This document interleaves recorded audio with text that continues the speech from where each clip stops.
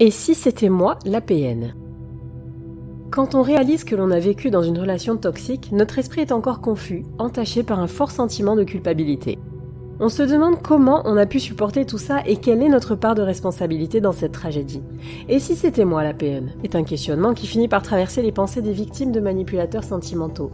S'il est vrai que certains comportements irraisonnés chez les deux parties ont pu s'instaurer dans un climat de tension permanent, cela fait-il de vous une psychopathe machiavélique et sadique pour autant ? Faisons le tour de la question. Cette réflexion est tirée d'un article du site internet www.pervers-narcissique.com, dirigé par Pascal Couder, psychanalyste et psychologue clinicien, co-auteur de l'ouvrage de référence « La manipulation affective dans le couple, faire face à un pervers narcissique ». Depuis plus de 30 ans, Pascal Couder et son équipe de thérapeutes spécialistes des questions autour de la manipulation sentimentale prennent en charge les victimes de PN francophones partout dans le monde grâce à la vidéoconsultation. Rendez-vous sur pervers-narcissique.com pour accéder gratuitement à une multitude de ressources précieuses. Suis-je PN ? D'où vient ce doute ? Avant toute chose, nous avons choisi d'employer la forme féminine pour désigner les victimes de PN et la forme masculine pour parler des manipulateurs par souci d'allègement du propos et en accord avec la majorité de notre audience. Bien entendu, les rôles peuvent être tenus indépendamment par les représentants de n'importe quel sexe, homme ou femme. On a coutume d'expédier le dilemme « Suis-je un pervers narcissique ?» par la formule toute faite « Si tu te le demandes, c'est que tu ne l'es pas ». Mais ce n'est pas aussi simple que cela, et la réponse est peut-être moins intéressante à creuser que la question elle-même. Le raisonnement perturbé devenu faillible. Un couple toxique se définit par la contamination malveillante qui empoisonne son fonctionnement. Cette notion est importante car elle permet de mieux comprendre en quoi la vision des personnes touchées directement par ce genre de rapport malsain est brouillée. De l'extérieur, il est facile d'arbitrer entre ce qui est bien ou mal, tolérable ou non, juste ou injuste.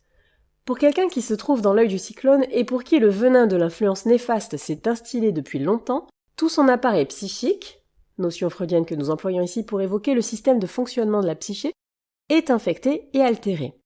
Les croyances, le jugement, les valeurs, les repères, la perception, etc. Cet état de fait est le résultat du gaslighting subi sur la durée. Il n'est pas conforme aux aspirations profondes et à la réelle personnalité de la victime. De plus, le manipulateur a cette habitude immuable d'appuyer sur le sentiment de culpabilité de sa proie pour renverser les rôles. Par cette technique manipulatoire, elle est conditionnée depuis longtemps à se considérer comme fautive pour toutes les situations négatives.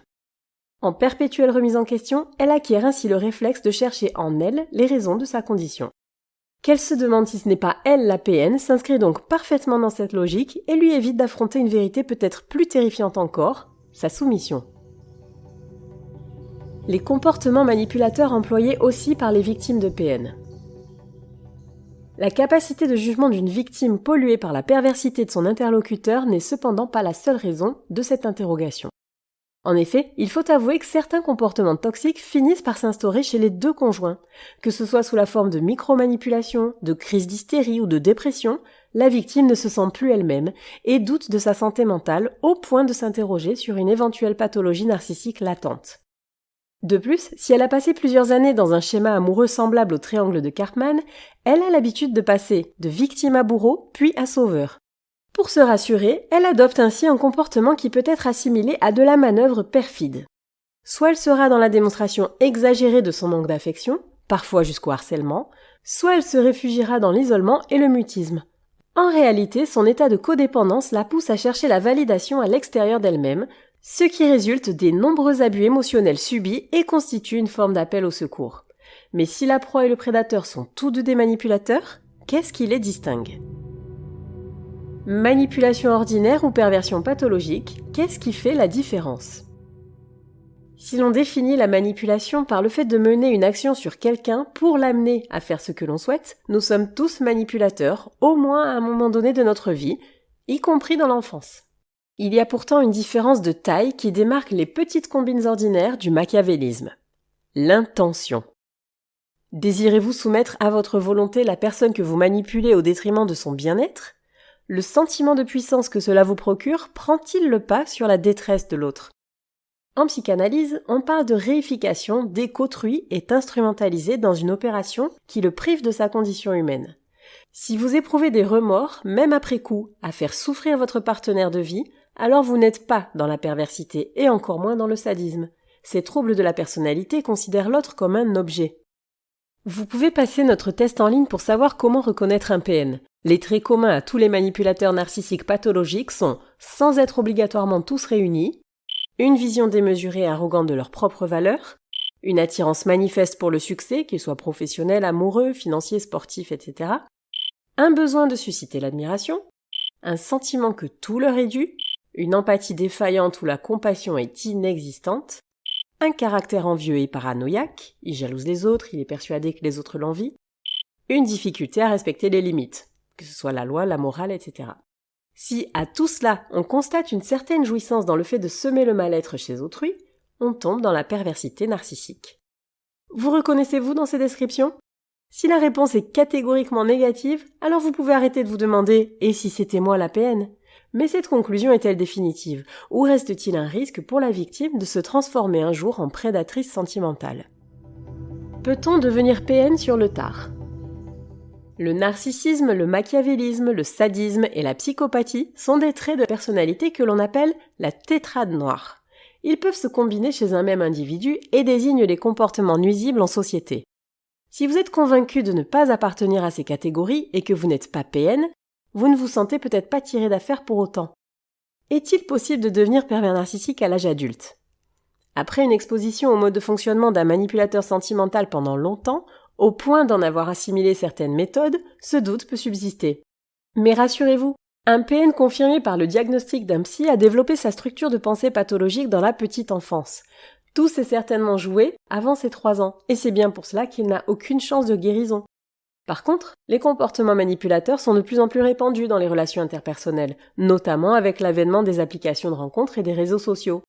En ce qui vous concerne, vous avez vu un maître marionnettiste à l'œuvre, et vous êtes familiarisé avec des procédés manipulatoires poussés. Si vous y avez eu recours vous-même à diverses occasions, attention à ne pas systématiser vos agissements et à les diriger vers d'autres personnes de votre entourage. Rectifiez le tir au plus vite et reconnectez-vous à vos qualités empathiques pour ne pas laisser le PN changer votre nature généreuse et aimante, même après votre rupture. Mettez un terme à la boucle de la souffrance en vous faisant accompagner dans votre travail de reconstruction. Ne laissez pas gagner le manipulateur sentimental en vous corrompant pour de bon. Et si c'était moi la PN ? Comment être sûr que je ne suis pas manipulatrice sentimentale ? Si ces questions tournent en boucle dans votre tête, c'est qu'elles révèlent une perte de repères bien plus à prendre en compte que des réponses nettes et tranchées. Le meilleur moyen pour vous apaiser sera de consulter un thérapeute spécialiste de la manipulation affective. Il vous aidera à faire le tri dans vos schémas de pensée pour vous libérer enfin de l'emprise, du doute et des systèmes destructeurs pour de futures relations saines.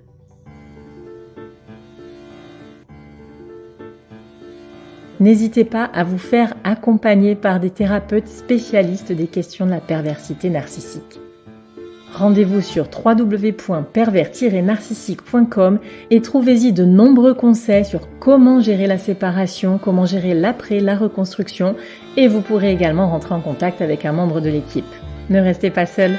Merci d'avoir écouté ce podcast. Rendez-vous très prochainement pour un nouvel épisode. N'hésitez pas à vous abonner pour ne rien manquer des prochaines publications. À très bientôt.